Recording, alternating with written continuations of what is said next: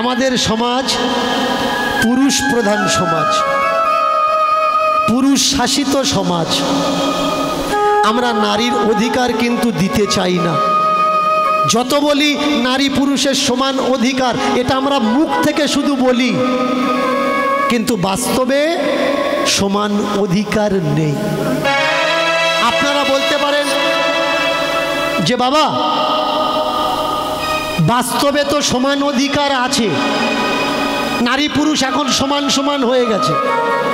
যে বলছে নারী পুরুষ সমান সমান হয়ে গেছে, বলুন তো আপনার ছেলেটা কাউকে না বলে রাত্রে কোনো মেলায় গেছে, এই হরিণখালির মাঠ না এদিকে কি আছে যেন হরিণখালি, তো ওদিকে মাঠে রাত্রের মেলা বেড়াতে গেছে, সকালবেলা আপনার ছেলেটা বাড়ি এসছে, আপনার কাছে বলে যায়নি, তাহলে আপনার ছেলেটাকে কি বলবেন?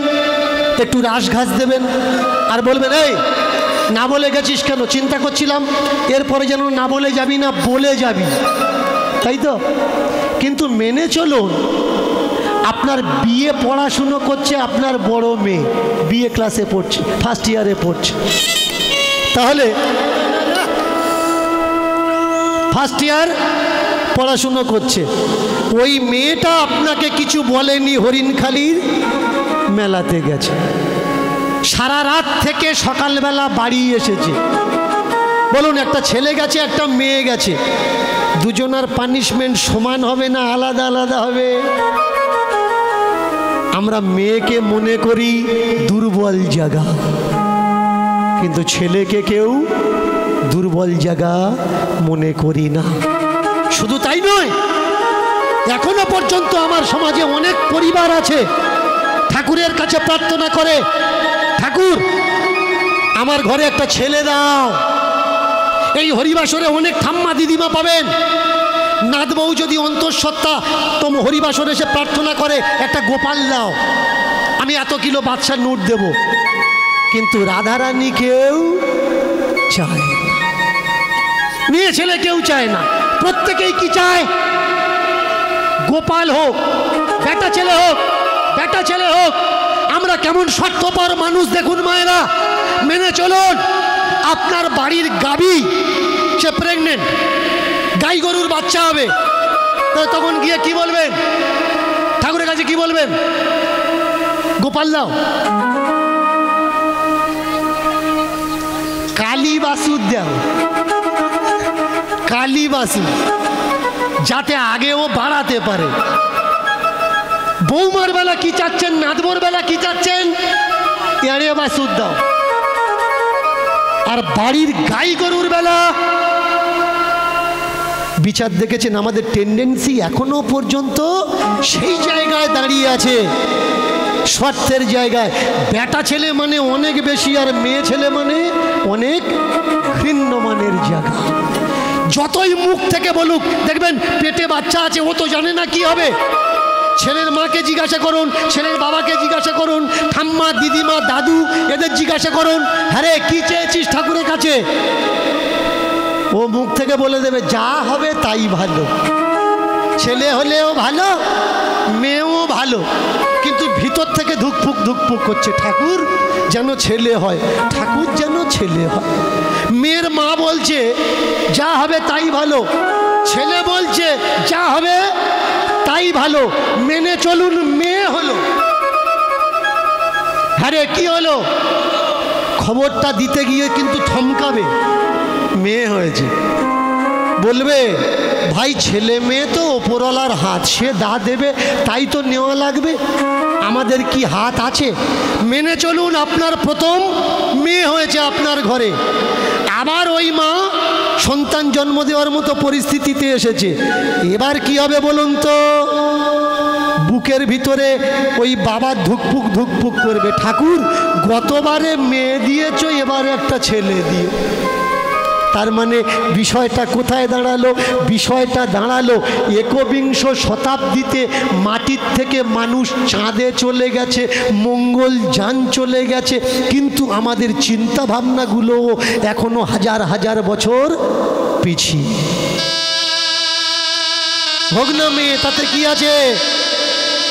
ধর্মগ্রন্থের পৃষ্ঠারগুলো উল্টে দেখুন না। যদি যাজ্ঞবল্ক্যের মতো হয়, মৈত্রী হয়, যদি মৈত্রী হয় অসুবিধে কি? বর্তমানের প্রেক্ষাপট যদি মমতার মতো হয় অসুবিধা কি? ইন্দিরা গান্ধীর মতো হয় অসুবিধা কি? মেয়ে বলে তার কোনো দাম নেই, কিন্তু বাস্তব সত্য এটা। সংসারে মেয়ে হলে আমরা একটু ধিমে যাই। মান্যতা দিই কাকে? ছেলেদের। ভালো করে মন দিয়ে শুনবেন। পাঞ্জাব আম্বালা, এই পাঞ্জাব আম্বালার ছোট্ট একটা ঘটনা।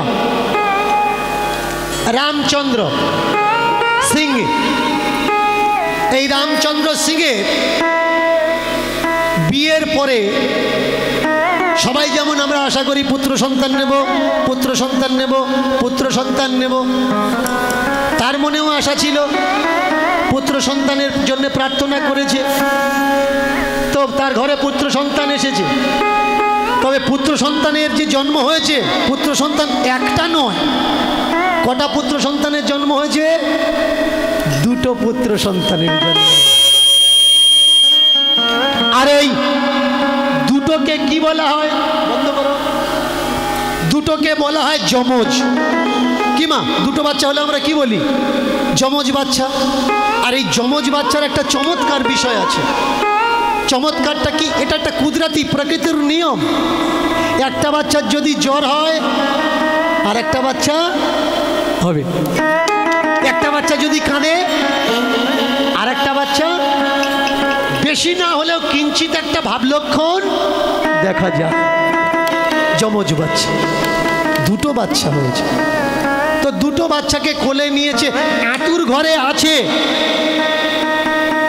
দাইমা জিজ্ঞাসা করছে মাকেও বাবাকেও, হ্যারে রাম, হে রাম, একটা ছেলে নয়, দুটো ছেলে। আর এই রামচন্দ্রের ঘরে ছেলে হবে তো হবে। কটা হয়েছে? কটা হয়েছে মায়েরা? দুটো। তো রামচন্দ্র দুই ছেলেকে সামনে রেখে ধাইমাকে বলছে, ও ধাই, ও ধাই, আমি তোমারে সুধাই, আমি তোমারে সুধাই, ও ধাই, ও ধাই, আমি তোমারে সুধাই, তোমারে সুধাই, ও ধাই, ও ধাই, আমি তোমারে সুধাই, তোমারে সুধাই, ও ধাই, ও ধাই, আমি তোমারে সুধাই, আমি তোমারে সুধাই, ও ধাই, ও ধাই, আমি তোমারে সুধাই, তোমারে সুধাই, তোমারে সুধাই, তোমারে সুধাই। আমার ঘরেতে এসেছে চাঁদ মুখখানি, আমার ঘরেতে এসেছে চাঁদ মুখখানি, আমার ঘরেতে এসেছে চাঁদ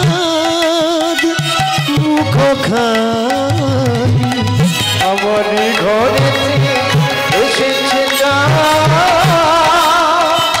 মুখখানি। নিয়ম কি হয় আমি নাহি জানি, আমি নাহি জানি, নিয়ম কি হয় আমি নাহি জানি, আমি নাহি জানি, নিয়ম কি হয় আমি নাহি জানি, আমি নাহি জানি, নিয়ম কি হয় আমি নাহি জানি, আমি নাহি জানি। দাও দাও আমার বলে দাও, দাও আমার বলে দাও, দাও আমার বলে দাও, দাও দাও আমার বলে দাও, কি নিয়ম কানুন আছে, দাও দাও আমার বলে দাও, নিয়ম কানুন আছে, দাও দাও আমার বলে দাও, কি দাও দাও আমার বলে দাও ও ভাই আমায় বলো কি নিয়ম কানুন আছে? দাই বললে প্রথমেতে নাম, দ্বিতীয়তে কর্ম, সংস্কার বাড়ায় পুণ্যধাম। বাচ্চার আগে কি? আগে নাম। বাচ্চার আগে নাম রাখা লাগবে। যেই বলেছে বাচ্চার আগে নাম, নিয়ম অনুসারে নাম রাখতে। এই তাহলে তাকে কি নাম রাখবি তোরা? আমার সমাজে যদি কোনো ঘরে পুত্র সন্তান হয় তো দেখবেন মা, মাসি, পিসি, কাকিমা, জেঠিমা ছেলের ঘরে মেয়ের ঘরে নাম রেডি করে, কি নাম রাখবো কি নাম রাখবো। কিন্তু নিয়ম কোনটা? নাম রাখার দায়িত্ব যার, তাকে কেউ একবার জিজ্ঞাসাও করে না। প্রথম নাম রাখার অধিকার কার? যে পুত্র সন্তান গর্ভে ধরেছে, কষ্ট সহ্য করেছে কে? বাচ্চার মা। যন্ত্রণা, ব্যথা, দুঃখ সহ্য করেছে কে? বাচ্চার মা। আমরা খুব কম মানুষ কিন্তু তাকে জিজ্ঞাসা করি যে হ্যাঁ রে তুই তোর বাচ্চার নাম কি রাখবি? কিন্তু রামচন্দ্র তো বোকা নয়, সমাজদার। যেই বলেছে নাম, সঙ্গে সঙ্গে বলে উঠলে এতে আমার অধিকার নেই, এতে অধিকার আমার স্ত্রীর। এই দেখো, শুনছো? তুমি বাচ্চার কি নাম রাখবে? স্ত্রী বলে উঠলো আমি নাম রাখবো। তুমি রাখো, তুমি তো বাবা। বললে না গো, আমি তো দিয়ে দিয়েছি, ধারণ করেছো তুমি।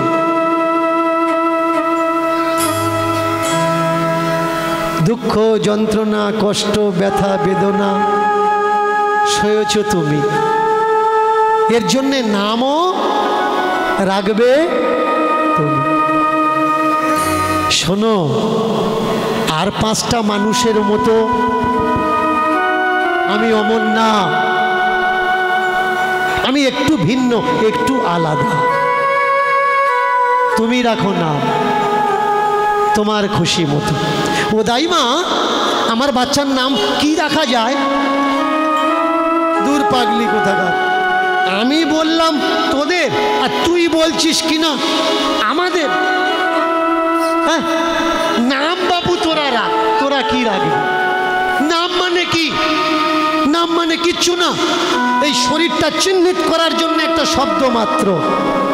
নাম মানে কি? নাম মানে কিন্তু কিচ্ছু না, এই শরীরটা চিহ্নিত করার জন্য একটা শব্দ। আবার নাম মানে অনেক কিছু। কি নাম মানে? সেই ব্যক্তি যার নাম রাখা হচ্ছে সে বড় হয়ে সেই নামের গুণ যেন তার ভিতরে প্রতিষ্ঠিত করে। এ দায়িত্বটা কিন্তু নাম রাখা লোকের নয়, ধারণ করা ব্যক্তির উপরে। যেমন এই গত 2 বছর আগেকার ঘটনা,